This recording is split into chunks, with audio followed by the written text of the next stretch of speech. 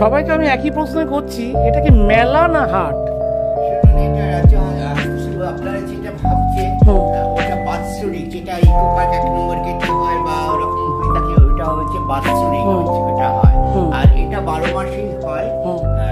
12 মাসের মধ্যে যখন হচ্ছে গভর্নমেন্টের কোনো কিছু ব্যাপার থাকে বা গভর্নমেন্ট থেকে বন্ধ করে রেখে দেয়, তখন সেটা বন্ধ করা থাকে।